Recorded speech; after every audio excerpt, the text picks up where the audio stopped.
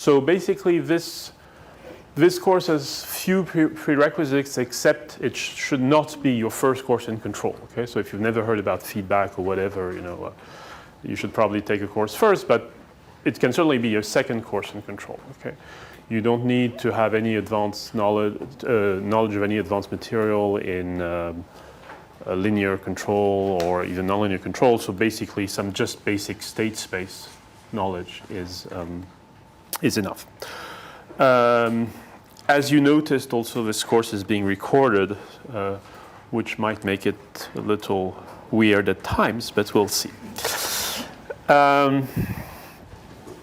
So the first half of this course is based on this outstanding textbook, and then the second half is more recent material. Any general questions? Also, you should feel free to ask questions. Even though this is recorded and so on, feel completely free to ask questions. It's if you've been listening, not looking at the New York Times on the internet, but if you've been listening and you haven't understood something, it's likely that half of the class hasn't understood it either. Okay, so you're really doing a favor to everybody by asking a question, by interrupting. Okay, so do feel free to interrupt and ask questions. So on the second page of your handouts, you have kind of a list of topics in nonlinear systems analysis, nonlinear design tools, adaptive control, estimation. So we're not going to go through them in detail now, but the course is very much oriented towards developing reasonably simple mathematical tools that can be directly applied to real problems. Okay? So some of the most arcane aspects of nonlinear control we may not cover. On the other hand, we'll try to cover well the parts which can be directly applied, at least some of the parts. So why nonlinear control? Well, from a practical point of view, all or most real systems are nonlinear, by which, if you can describe them by a differential equation or a discrete equation, that equation will be nonlinear. Okay, so for instance, if you think about a robot, okay, and you're just trying to write the dynamics of the robot, how the robot moves as a function of what kind of torques you apply to its joints, okay? Well, you have things like Lagrange equations, right? So they have sines and cosines and squares of velocities and things like that, right? And there's nothing to linearize the system about, right? You have to deal with them, right? If you're trying to do a precise motion in space, then you have to deal with these full nonlinearities, okay? Similarly, lots of chemical systems of interest are fundamentally nonlinear. Lots of biological systems of interest are fundamentally nonlinear. Okay, and recently, actually, I was just mentioning biological systems. There's been a lot of kind of an explosion of applications of control, and particularly of nonlinear control, to biological systems. So now, in some cases, a linear approximation is perfectly fine. Okay, so in other words, next time you board an airplane to go to Europe, don't panic, right? Because this, the airplane has been designed based on completely linear tools. So in several systems of interest, particular, at least until recently, large airliners and so on, and of course much simpler systems like simple motors where you don't try to get very high performance or something like this. In important classes of systems, linear approximation is fine. Okay, so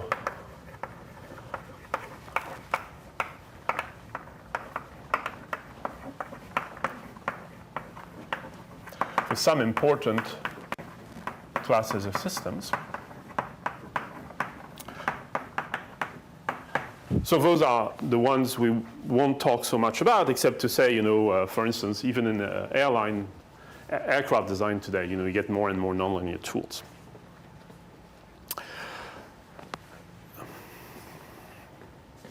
Now, to try and understand perhaps intuitively, the role of nonlinearity, we can think about some simple examples. So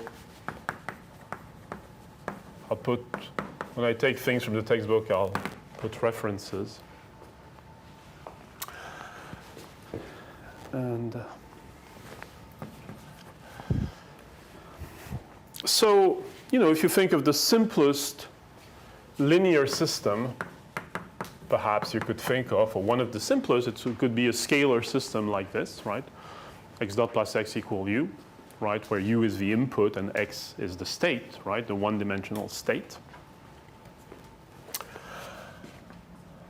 So it's a scalar system. And it's linear, right? So if you want to take kind of the simplest or one of the simplest possible nonlinear versions of it, well, you could think of x dot plus x squared equal u, but that's not a very good idea, or at least as a practical system, why is it not a very good idea? Or so it's going to be a so this system will be unstable, right? If you put u equals 0 and you start with a negative x, x will become more and more negative, right? So this system will, not be a nice stable system to play with. Okay, certainly not as a first toy example. Okay, so you understand this, right? If you put u equals 0, you get x dot equal minus x squared, right? So if you start with x negative, keeps going, right? Okay. So what could we think of? Well, maybe something like this. So let's use the more appropriate notations. Something like this. So I've replaced x by v. So what is this? Well, it's a very, very simplified motion of an underwater vehicle. Okay, or it could be a very simplified motion also of something with a parachute. Okay, so here you have a square drag law. Okay, so of course the real dynamics is much more complicated than that because it's fluids and and so on. But if we try to look for a very simple model, we could think of something like that. Okay, so it's from here to here, you've just added this quadratic term, and it has the right sign. Okay, so when v increases, it does try to slow it down. Okay, yes? So why not x positive? I'm sorry? Why it doesn't go unstable with x positive, the middle of x dot plus x? Why does this? Well, for x positive, it will decrease. Okay, but it's not. It depends on the kind of system. This is. Also, the question is where you have to think of a physical system that you're interested in that will look like this. Okay, these are much more common in some sense, right? Things with drag and so on. But it doesn't say. You could, of course, specialize this if you want. I'm just saying, we're trying to look for a nice, simple example, which is rather broad. Okay. Okay, so let's think about that, right? So let's think about this system. Okay. So it's scalar, it's nonlinear, and let's just wonder what happens when we do what we would do with a linear system. For instance, give it a step input and see what happens. Okay. So let me still write this here, okay? So this is just scalar and nonlinear. Let's give it a step input. So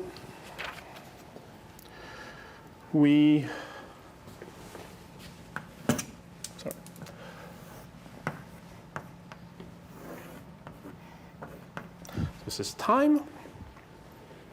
The system is originally at rest, and we give it an input u. So u was originally 0, the system was at rest. We give it an input u, which is equal to 1 for, let's say, a duration of 5 seconds, and then we remove the input.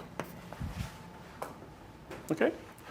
So everybody sees what we're doing now. We're considering this system.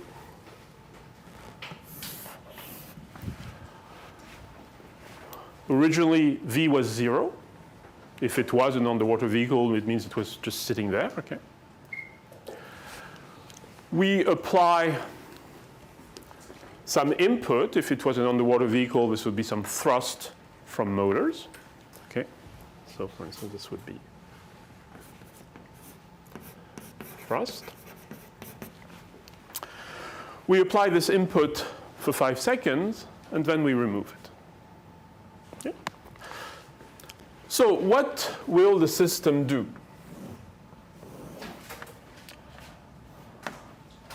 And again, if you prefer things about parachutes, it's fine too. You can think of it that way. Okay, so what will the velocity do? Originally, it was 0.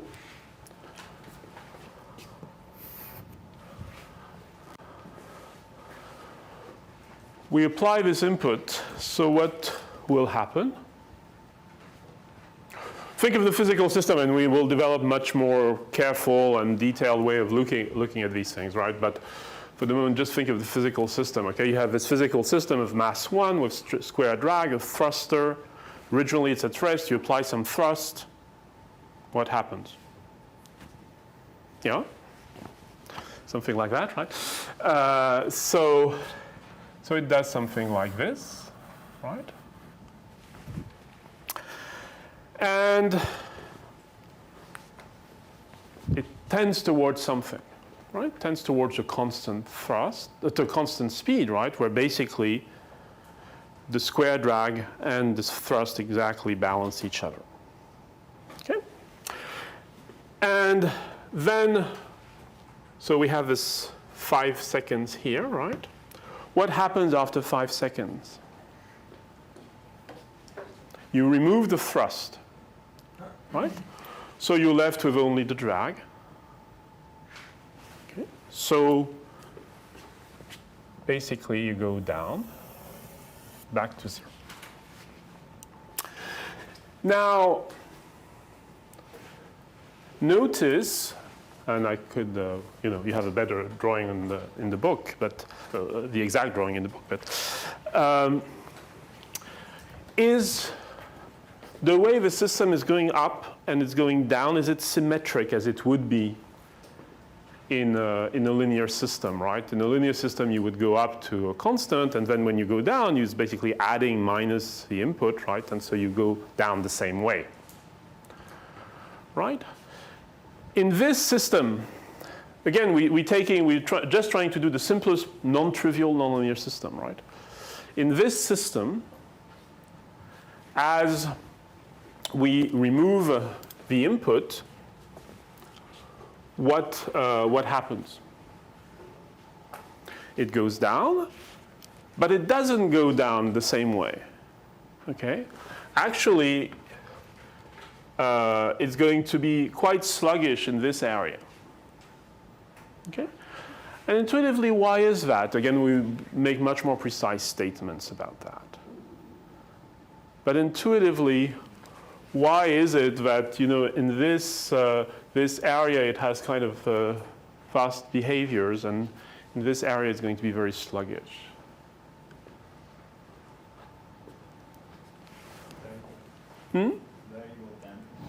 Yeah, right. So you see, intuitively, again, we'll be much more precise than this, but of course, you could write this as absolute value of v times v, right? And view this as a damping coefficient. This is not quite correct, of course. We'll come back to that. But intuitively, you can say, well, I have velocity. Instead of having a damping of 1, I have a damping which is equal to velocity itself, right?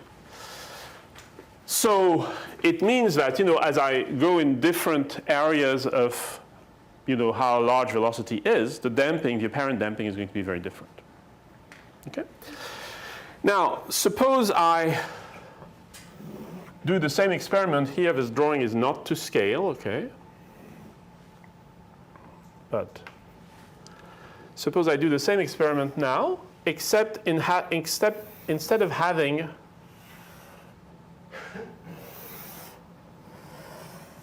a thrust, maximum thrust of 1, I put a maximum thrust of 10. Okay?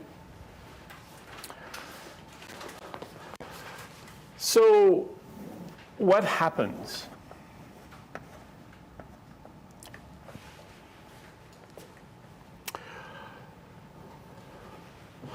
Well, I'm going to likely go through more of a velocity range, so the difference between going up and going down is going to be even more visible. Okay. Now, what will happen when I put this thrust of 10? Constant thrust of 10, the vehicle accelerates and then, you know, gets to a constant velocity. Equal to what?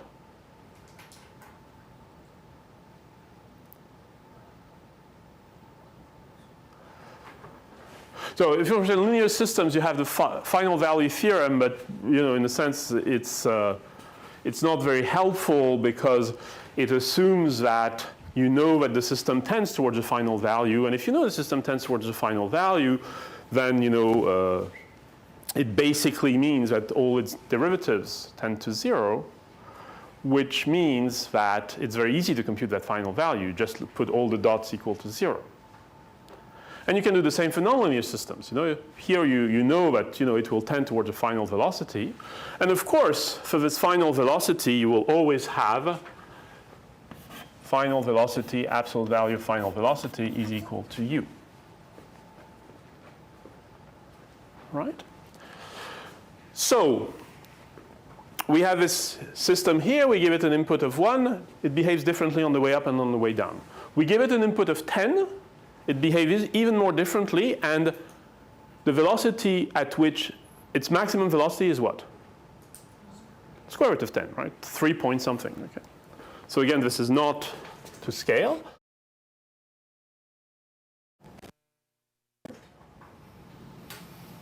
Go here and then take it.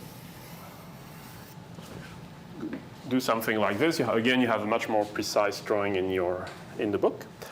But the main point I was trying to make here was that, yeah, that velocity will be square root of 10, which is something like 3.3. So in other words, when you give it 10 times the input, it doesn't give you 10 times the response. Okay?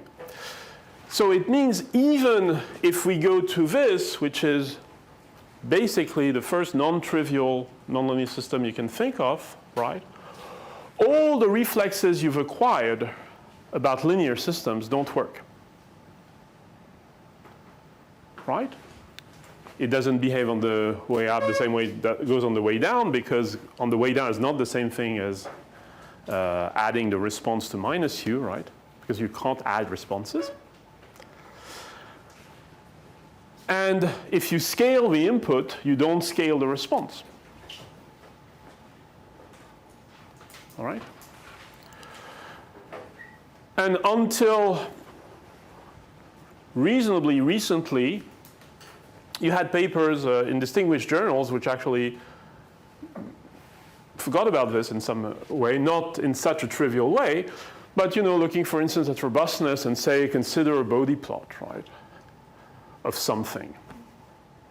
If you consider a Bode plot, it means you're in the frequency domain. If you mean in the frequency domain, it means you're using a Fourier transform.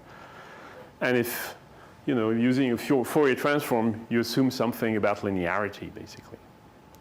What you know, Fourier transform does to convolution and so on, right? So of these reflexes and these tools, like the Fourier transform, completely disappear when we deal with nonlinear systems. Okay? What comes to the rescue, though, is that it kind of forces us very often to think more carefully about the physics of the system, which can only be a healthy thing. Okay? So very often, it's, in a number of very practical cases, not going to be that hard to design nonlinear controllers, because you're not going to consider them as just mathematical equations. You really have to look deeply at the physics of the system. Okay? Questions about this?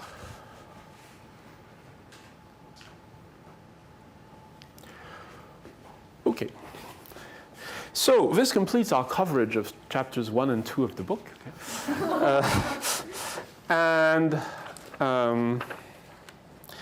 So we're going to move to chapter 3, which is about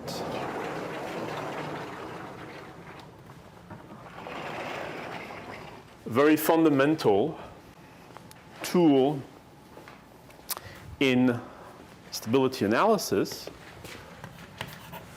which is called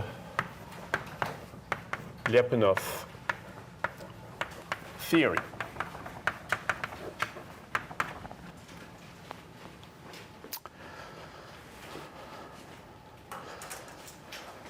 So, the resonance stars in linear control are people like Kalman and Leuenberger, and in optimal control, people like Bellman. And in nonlinear control, nonlinear systems, you have few names, but Lyapunov and Poincaré are probably the most obvious ones. So Lyapunov was a Russian mathematician who lived in the late 19th century and the beginning of the 20th century. He did many things. He was actually a student of Chebyshev, so he did actually many things in probability theory. And he's actually at the origin of the modern proof of the central limit theorem. In the process, it developed tools which are used in lots of other theorems and probabilities. And then later on, because at the time in Russia you did PhDs much later on. Later on, he worked on stability, okay, and what is known as Lyapunov theory. So it's Alexander Mikhailovich Lyapunov, and he apparently, when he got married, both he and his wife signed an agreement. I'm not sure if this is true, but signed an agreement saying that whoever would die first, the other one would kill himself or herself within a week. Anyway, so I'm not sure whether that's true, but what is a fact is that when Lyapunov's wife died, he was 61 and he killed himself. So, which is a sad thing for science. So, now before we go into Lyapunov theory, because in a sense, Lyapunov theory is really something which was done by a mathematician, but at the same time, as you'll see, it's something very fundamentally based on physical intuition. Okay? And that's all the elegance of it. Lyapunov theory, in a sense, is one of the most elegant, or the basic theorem of Lyapunov, some of the most elegant theorems anywhere, right? Because the proofs are so simple, in a sense, and so powerful. But they relied very directly on physical intuition. So, but before we get into this, let's give a few definitions. So as I said, when we talk about nonlinear systems, here we'll be meaning systems defined by, for instance, nonlinear differential equations, where you have the state here, x,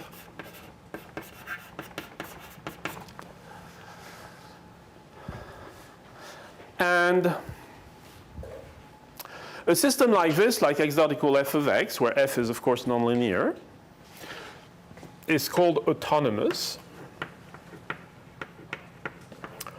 or time invariant because it's just f of x. It's not f of x and time. Okay? So, you know, if you assume something like this, assume I was holding really rigidly and I would let it go, right? If we assume, you know, there's not too much disturbance from the air, which could be time varying and so on, this would be a pretty good, you know, pretty good system to model as x dot equal f of x, okay? If you start, you know, making this like a wing and you start opening the doors and the windows and so on, that might look much more like something that might depend on time, okay? But, so these are called autonomous as opposed to systems where time appears explicitly on the right-hand side of the dynamics. These systems are creatively called non-autonomous or time varying. Okay. Now, these may represent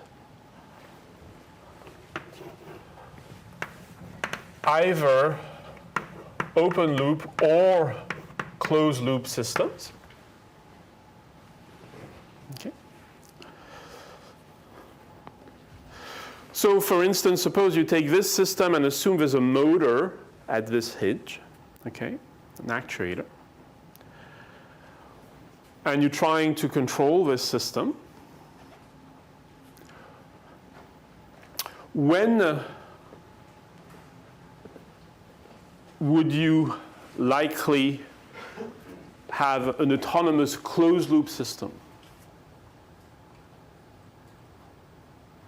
Right, so suppose we do a small variation, right, on the notation. So let's say x dot equal g of x and u, where u is an input. So the system is autonomous with respect to x, right, and then there's this input. Right? Now suppose you design a control law which is just u equal u of x. Right? So you take the system, g of x and u, and you design u equal u of x. Right? So now it gives you in closed loop x dot equal g of x u of x. And therefore the closed loop is autonomous. Right? So, so for instance, typically what kind of control problems would those be? If you had to take a guess for this system.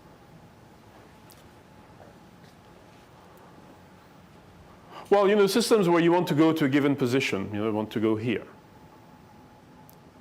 Okay, and stay there. All right? So here you would have an autonomous system. Now, when even with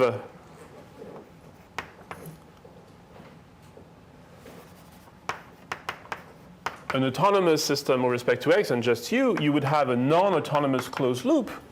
Well, if u was a function of x and time, for instance. Okay? So even if you start with an autonomous system, just with an input, if u is a function of x and time, then you see the closed loop system is going to be a function of x and time because of u. Right? And so the closed loop system will be non-autonomous. Okay? Now, when would you need to do something like this? When would you need to have u, which depends both on the state, let's say we measure the state, and on time? Yeah, if you have a trajectory tracking problem, right? You're not just going to go to 17 degrees, you're trying to go to have the thing draw something or follow some precise motion. Okay? Then you'll have the control input, which will have to depend on that desired trajectory.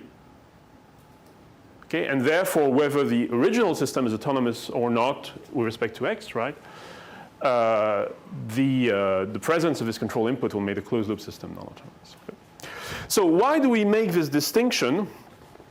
Because, as I mentioned, these Lyapunov proofs, the basic Lyapunov proofs, are extremely simple and elegant, but they are different They're so simple and elegant that they are different in the autonomous and non-autonomous case. All right? In the autonomous case, you have really a very simple, beautiful interplay between geometry and dynamics. Okay. In the non-autonomous case, you'll have to be a little more careful. Okay? So that's why we make this distinction.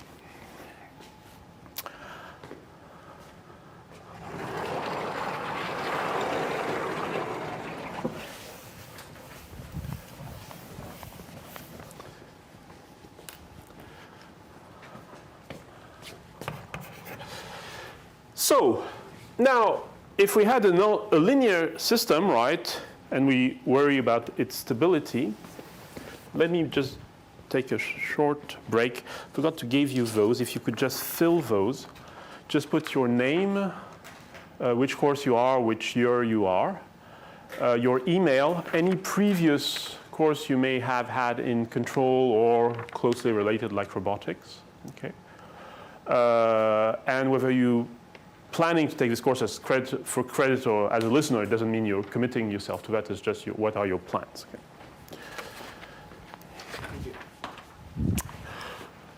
Okay, so let's get back to this, right? We have, in the linear system, first thing you generally wonder is, where its equilibrium point. Typically you take it at 0, but it could be somewhere else, okay? So here, you can think as well of questions of equilibrium. Now, in the rest of this lecture and until further notice, we're going to consider autonomous systems, okay? So we're going to consider systems of the form x dot equal f of x.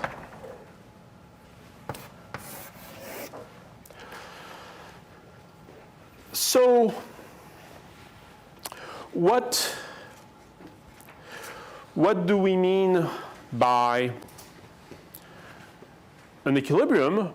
Well, kind of a natural definition is to say a state, a point in the state space, such that if you start there, you stay there.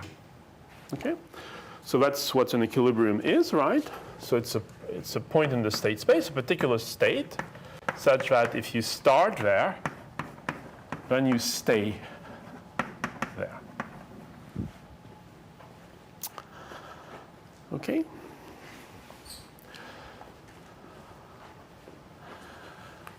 So given this dynamics, x dot equal f of x, which says the change of the state x is equal to f times the value of the state, how can we find an equilibrium point?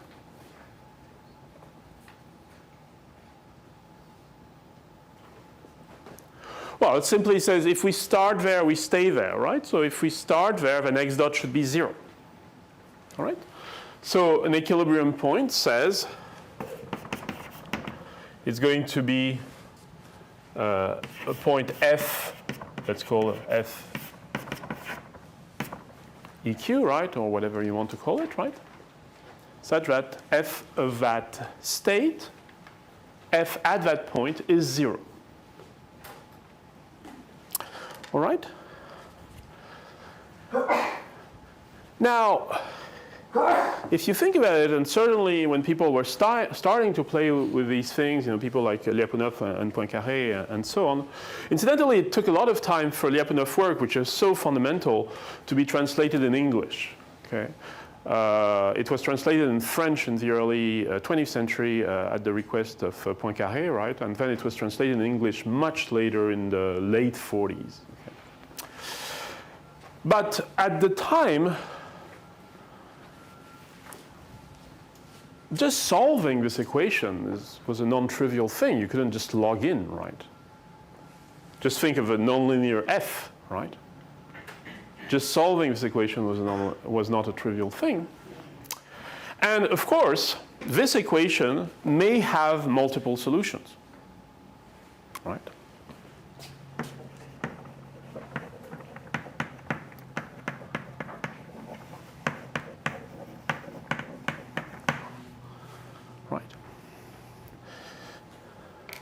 Now, so we'll do this just a little more precisely, but think again about this system. Okay, no actuator, just, a hinge. Okay. So, can you give me an equilibrium point? Well, here, right? as you say. So if you think of this angle, right, so theta equals 0, theta dot equals 0. Okay. Can you give me another? Well, theta equals 2 pi, theta dot equals 0. Can you give me another? Well, theta equals 3 pi, and so on, and so on for the rest of the lecture. Can you give me something a little more exotic? Yes, so this one, right? Theta equals pi, theta dot equals 0. And of course, theta equals 3 pi, theta dot equals 0. Okay? So you see, for this system, so we don't assume anything small, right? For this system, you have two infinities of equilibria, right? Here and there, right? And we're not there yet, but as you can guess, there'll be one of the differences between these two infinities, which will be stability, right? This will probably be something kind of stable in ways we'll define, and this will probably be something kind of unstable, right? You see also that when we did this, we already took a model where things were reasonably simple, right? If you assume there's something like stiction, you might very well be stuck here. So in other words, you could have a whole region, right, which is just full of equilibria. Okay, or you could be stuck here. Okay? All right, so just as a little exercise, let's do this, a little more explicitly. So we have a pendulum, right? Let's already model it just, with a radius and a mass and an angle theta.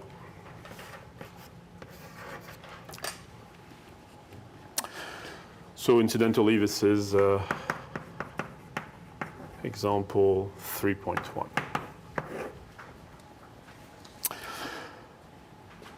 So what's the equation of this system?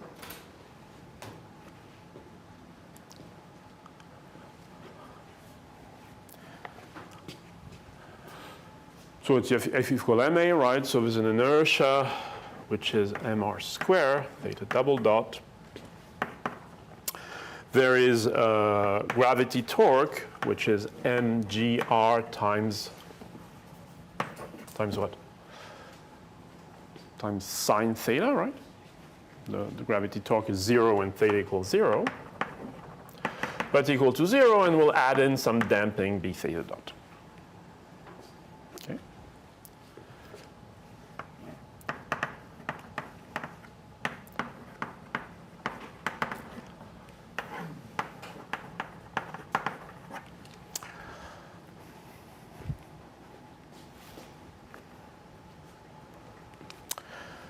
Okay.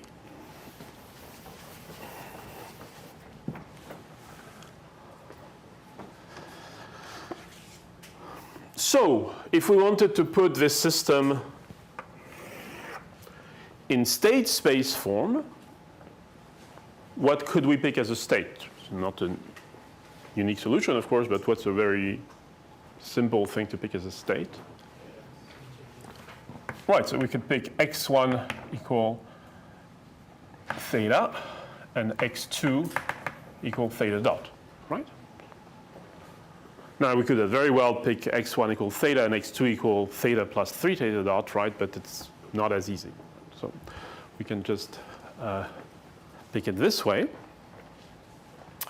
So what are the state equations? So in other words, we have this equation, which is F equal ma, right?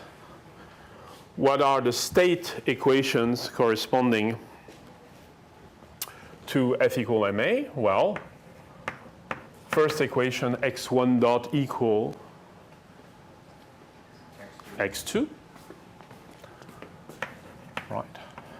Second equation, x2 dot equal, well, you have to put it together, okay? It gives you minus b over mr square x2, and then minus g over r sine theta, which is the same thing as sine x1. So these are the state equations.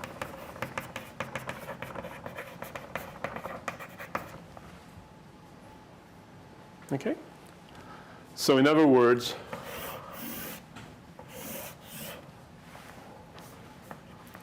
this is f of x, right? Right? And this is, of course, x dot.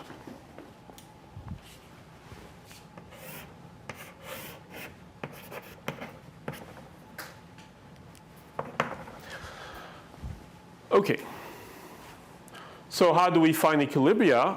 Equilibria, well, we just look for f of x equals 0. Okay. So f of x equals 0 is equivalent to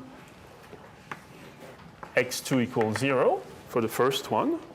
And then this whole term equals 0, but we know that x2 is 0. So it's simply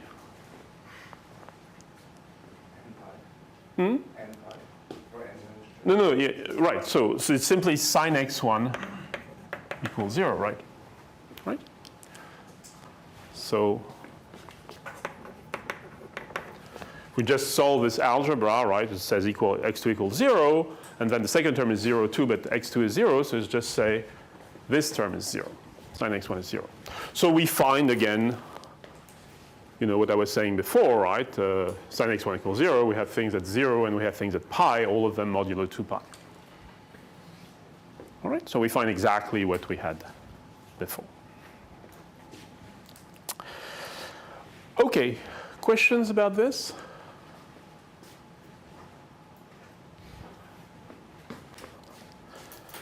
All right, don't hesitate, right?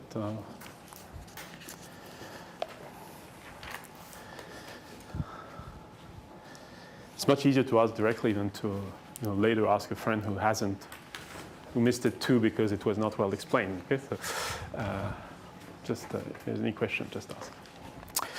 Okay. Yes. I know this sounds a bit weird, but if you have a time, right, like for the Donald-Turner system, yeah. Why can't you just consider time as being a state?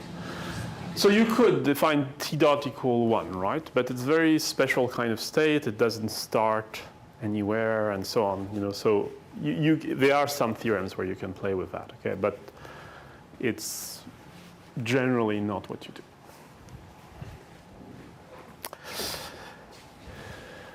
Okay. So before we go any further, let me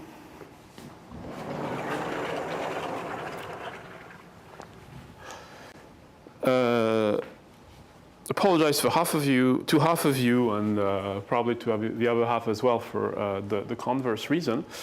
We use this notation here, which I said was equivalent, okay? So statistically, half of you have seen these kinds of notations since kindergarten, and the other half have never seen them, okay? So let me just recall some very, very basic mathematical notation, which are just shorthand, okay? So this means for any, right?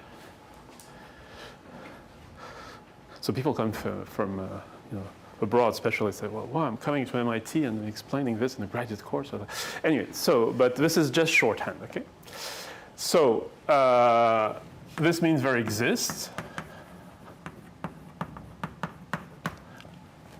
at least one, right? What else? This means in the set, this means implies that. And if it implies in both ways, it means it's equivalent to.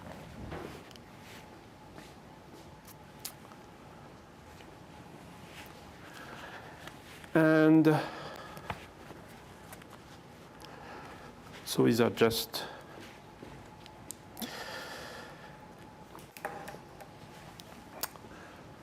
mathematical shorthands. Okay.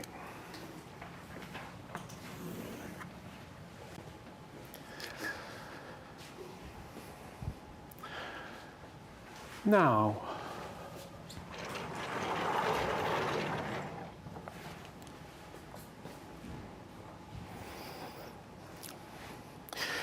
so as we said, now that we have the equilibria of a system, we have to differentiate, what's going on here from what's going on there. Okay, and it's likely has to do with notions of stability. Okay. Now, we're going to give a number of notions of stability, and at the beginning they might sound a little technical. You might wonder, why are we, splitting hairs like this? But as you'll see, they'll correspond to very practical engineering concerns. Okay, so it might look at the beginning a little technical, but they'll actually be they correspond to real questions. Okay.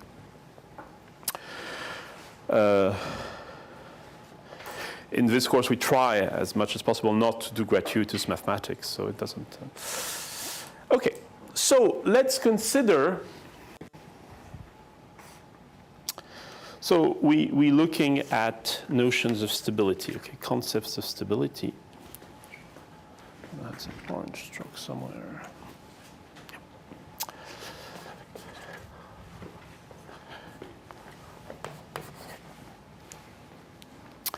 So it's section 3.2.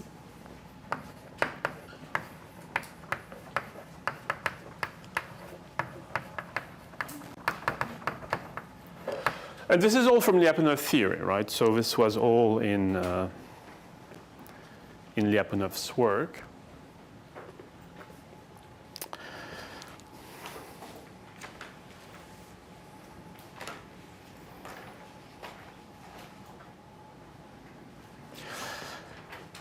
So there's one first notion which is called just stability. And remember we said that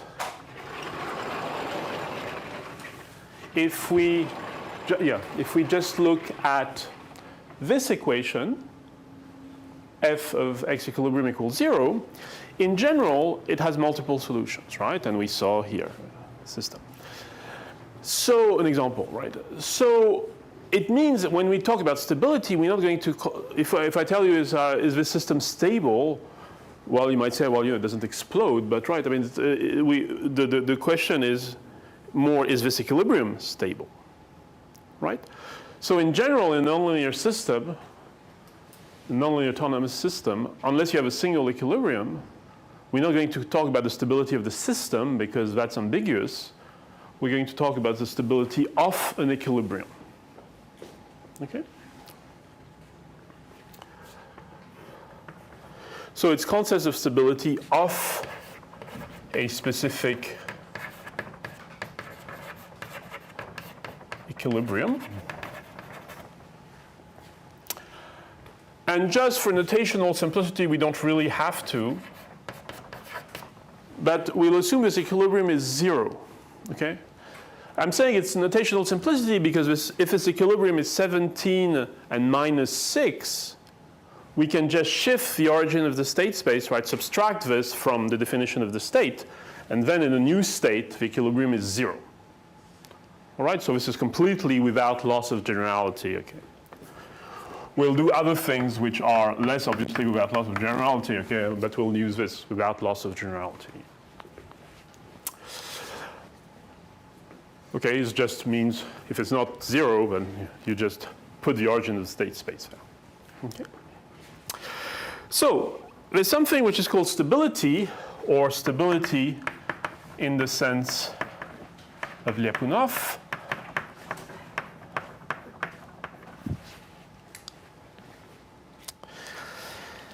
And it says, okay, so you have your equilibrium here.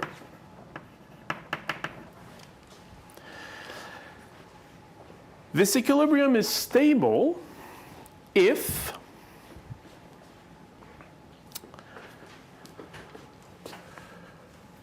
I pick some big ball around this equilibrium. So I pick an arbitrary ball of radius r. So remember, a ball centered at x equals 0 of radius r just means is all the sets of points x such that norm of x is strictly less than r.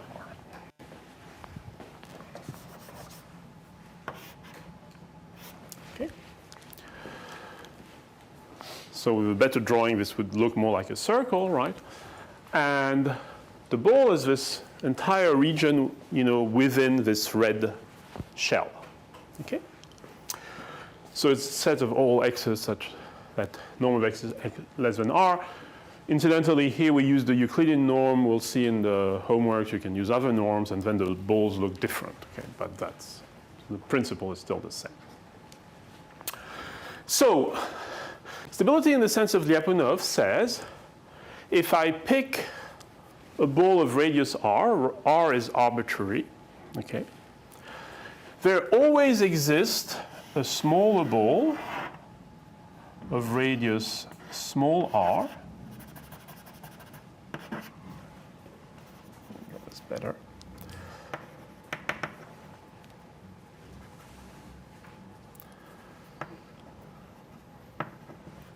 There always exists a smaller ball of radius small r such that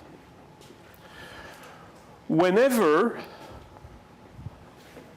I start in the small ball, any trajectory that starts in the small ball may go in and out, but it never gets out of the big ball. All right, so I have my equilibrium of interest. I take a ball around it any way I want it, and in particular as small as I want it. I can always guarantee that I stay in this ball of radius big R by starting close enough to the equilibrium point. All right? So it says I can always maintain my system in a certain region, however small I want it. Okay, big R, you could make it as small as you want, by starting even closer to the equilibrium point. All right? So it's a sort of kind of guaranteed boundedness, okay, for people very fluent in mathematics. It's a form of continuity as well. So what does it say? It says you can maintain your system in a given region of the state space, okay, by starting close enough to the equilibrium. Now, why is that important? Well, because of course you might want your system to be there, okay, and make sure it stays there, okay. But also that region may be the region where the model is valid, right? If you take something like Concorde, which was one of the few examples where technology regressed, we don't have transatlantic passenger, supersonic passenger aircraft anymore, right? But if you take something like Concorde, right, it was a supersonic aircraft, but of course, it wasn't supersonic from the airport, right? So you had to go subsonic, take off, and so on, right? And then go supersonic. And the equations for supersonic and subsonic are completely different, right? So when you want to, let's say, you do something in a certain set of equations, you want to make sure at least the set of equations remains valid, right? You don't want the thing to go into supersonic and back in your calculations because the real plane won't do that. Okay. You had a question? Yes, the inequalities are strictly less than, right? What happens? Yeah, it's just a definition. Just Same for small r. So yes, the same for small r, yeah. Absolutely, yeah. So, absolutely. So that's just what it means, right? So it's stability in the sense of Lyapunov. And so, just for simple practice, right, how would we write it using these gadgets called quantifiers, right? It says for any r, okay? So I said that there exists a smaller r. Why does this have to be smaller? Because of course this couldn't be true if r was bigger, right? You wouldn't stay in the big R region. So it's thematically smaller, but you don't have to put it in the definition. Okay. So there exists a small r such that if x at time t equals 0 is less than small r, then x at time t remains less than big R for all future time, meaning for any t.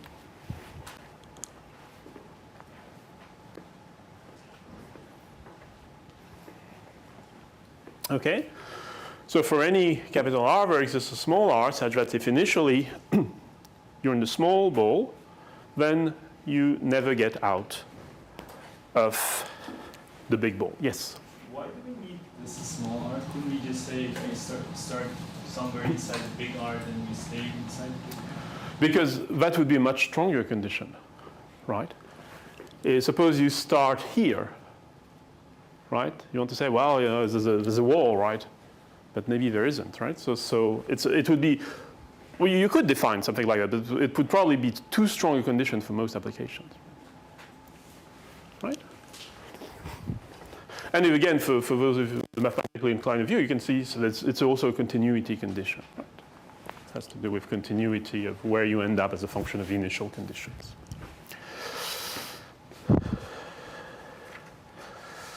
Okay.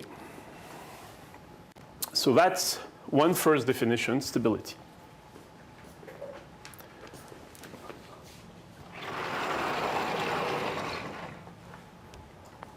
Oh, maybe there actually.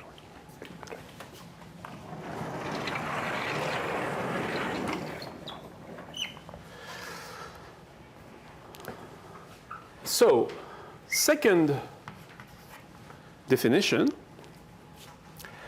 asymptotic stability.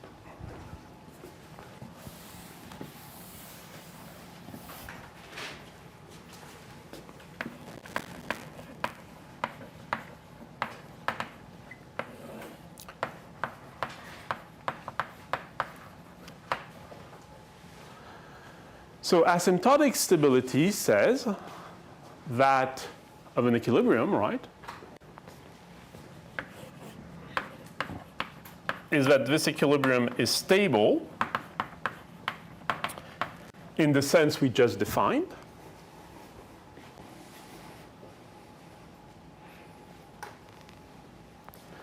And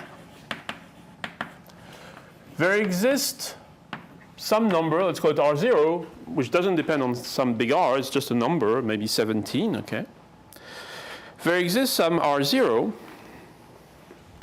such that if fx of t equals 0 is less than R0, then x of t tends to 0, the equilibrium, as t tends to infinity.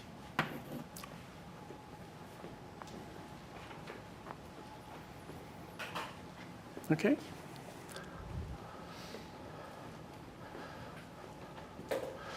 So it says, maybe I'll just redraw it not to, well, you have this condition, right? And then you have an extra condition which says there exists some R0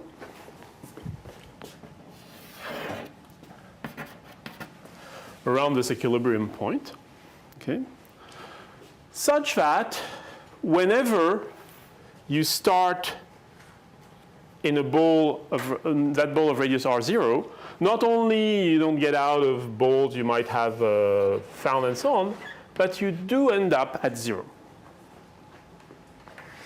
Okay, so it's two conditions.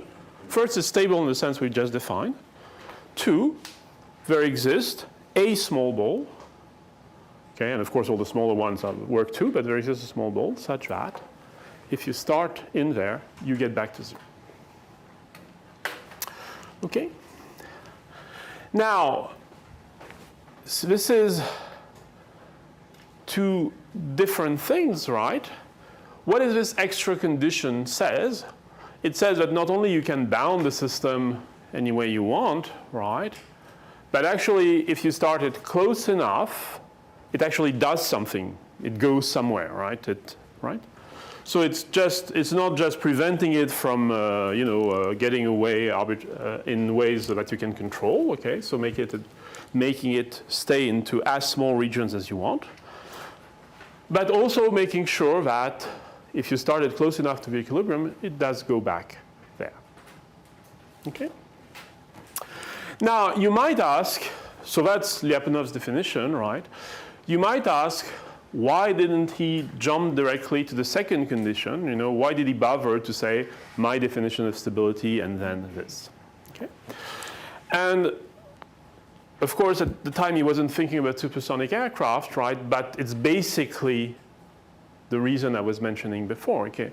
In other words, if you didn't have the first condition, you only had the second condition. There exists some finite balls so that if you start there, you end up at 0. It could be possible that, depending on your initial conditions in there, this trajectory gets out of regions, for instance, where the model is valid.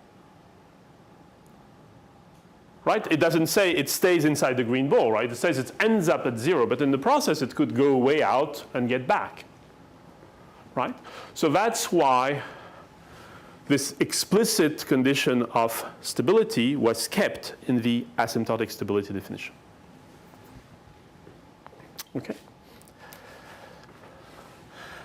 Now, if R0 is actually infinity, and with a slight abuse of notation, namely, if starting anywhere, you go back to 0, okay, then this is called global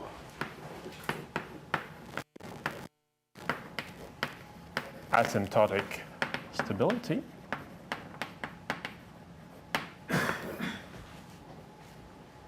Okay, and then of course, if you want to be consistent, you can first call the first one just local asymptotic stability. Okay.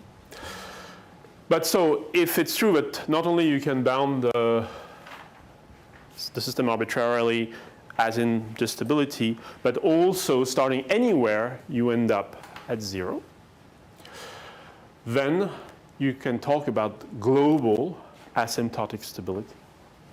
Okay?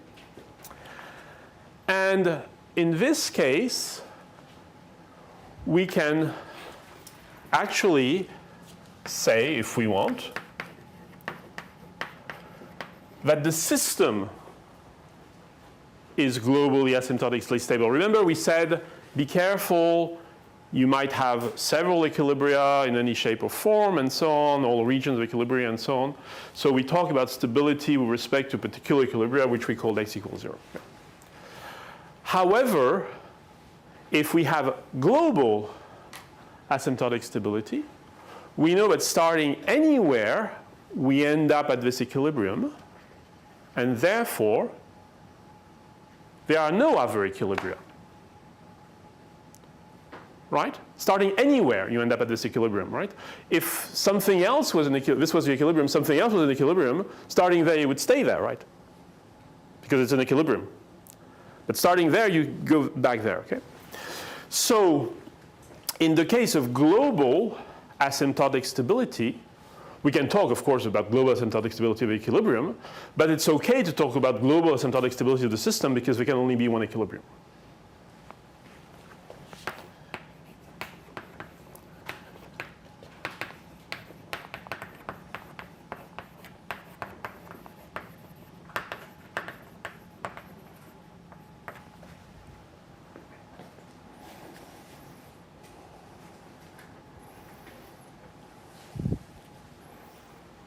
Okay. So we have 3 versions so far. stability, which has to do with making sure we maintain the system in the region we want. Asymptotic stability, which says not only we do that, but it goes somewhere, it does something. And global asymptotic stability says not only we do that, but it goes somewhere starting anywhere. Okay. All right.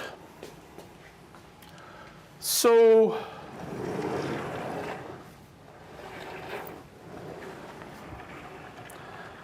now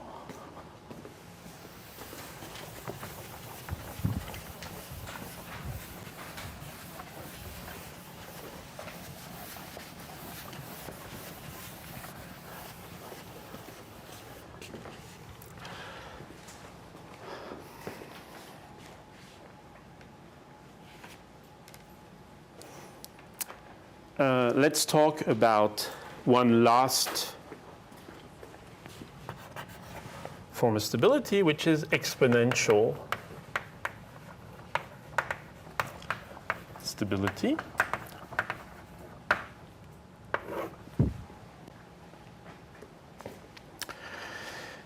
Of a particular equilibrium point x equals 0. And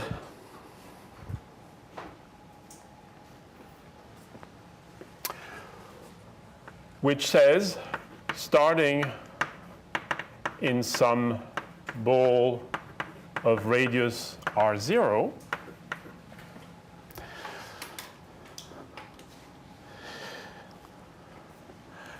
there exist two positive numbers, alpha and lambda, such that x of t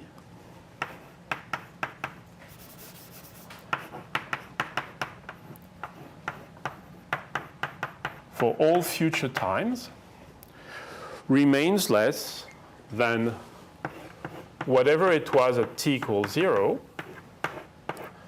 times perhaps some scaling factor alpha times e to the minus lambda t.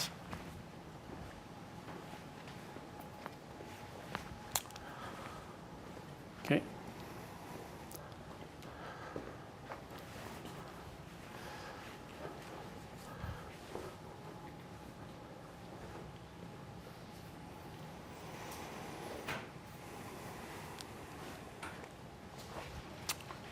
Okay.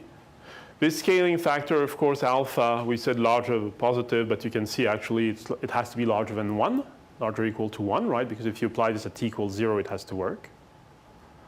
Okay, so it's really larger or equal to 1. It's a scaling factor,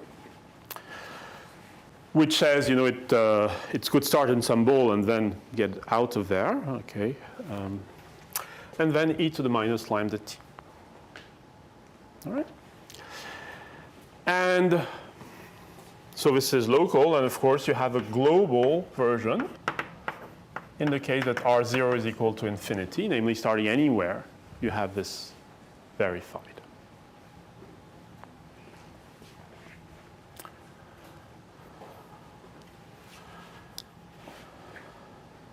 So for all trajectories, so there exists alpha and lambda, such that all trajectories starting in this ball R0, this is true. And if R0 happens to be infinity, then of course it's global. And you can show, you'll see this in the homework, that in the case of exponential stability, we don't have to worry about the fact we should explicitly ask for stability because it will take care of itself. So that's here we don't have to explicitly ask for stability. Now, so what does exponential stability imply? It says not only you go somewhere, but you have a time constant. Okay? You go somewhere and you know roughly how long it takes. Okay? Because you can do the same approximations on, you know, how small an exponential gets, you know, within a few 1 over lambdas that you do in linear control. Right? So it's so first case stability, you know, bounding things arbitrarily. Second case asymptotic, going somewhere, local or global. and then two other forms, exponential local, exponential global. All right? Notice as a remark, if you write alpha in the form, so alpha is some number larger than 1, okay? So you can write it as e to the lambda t0, which defines the number t0, okay? Then you can see that alpha e to the minus lambda t is the same thing as alpha e to the minus lambda t minus t0. Okay, so in other words, if you define t0 by tau 0 by this equation, actually I'll define, tau 0, sorry. If you define tau 0 by this equation, e to the lambda tau 0 equal alpha, right?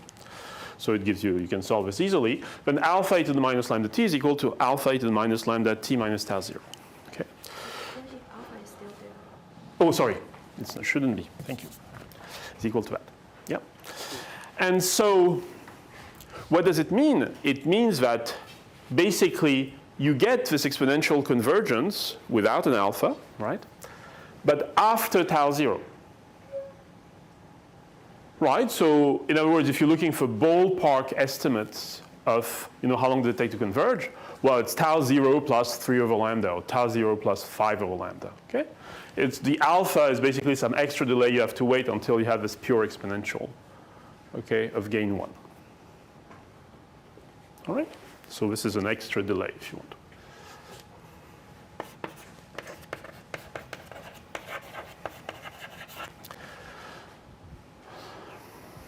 Okay. So by now, we have 5 versions of stability, right? Which corresponds, as we saw, to very practical concerns. Being able to arbitrarily bound the system around an equilibrium by starting close enough to it. Being able not only do that, but actually, if we start really close, to go back to the equilibrium. Being able perhaps to guarantee this property starting anywhere, that's global asymptotic stability. Being able to know a time constant, either locally or globally, okay? So we have by now 5, and I reassure you that's it, definition of stabilities. Definition of stability. Why, unless you took a course in nonlinear control, haven't you heard about this before? Bad teachers? Why are we talking about 5 forms of stability while, in the linear case, it's stable or unstable? Perhaps we say strictly stable or marginally stable, but basically it's stable or unstable, right? You're always close to the equilibrium, right? What? The linearity is valid only around the equilibrium. Yeah, but so suppose we have a real linear system, x dot equal ax. Linear systems we have exponential stability. Yeah, so in a linear system, in a strictly speaking linear system, right? If the system is strictly stable, it's globally exponentially stable, right? Exponentially because hey, you have poles and so on, right? And globally, because of course it's a linear system, it does, so the linear system x dot equal ax doesn't say if x is less than 17, right? So it's globally. So the reason you don't hear about these subtleties which correspond to very practical concern, does it do something? How long does it take? Where can I start it and make sure it does something? Okay. Of course, as applied to a closed loop system, right? You haven't heard about this before because in the linear case, it's kind of black and white, right? Either if it's strictly stable, then it's globally exponentially stable, right? So in the linear case, you go directly to the strongest case, right? Globally exponentially stable. But of course, in the nonlinear case, you have to be careful about what you do. So what we'll do next time, these are definitions, okay? And next time we'll show some main theorems of Lyapunov, particularly in the stability and the asymptotic stability case, local and global, which tell us under which condition these properties are verified. And as I said, it's very elegant, very simple proofs, okay? That are due to Lyapunov. See you next time.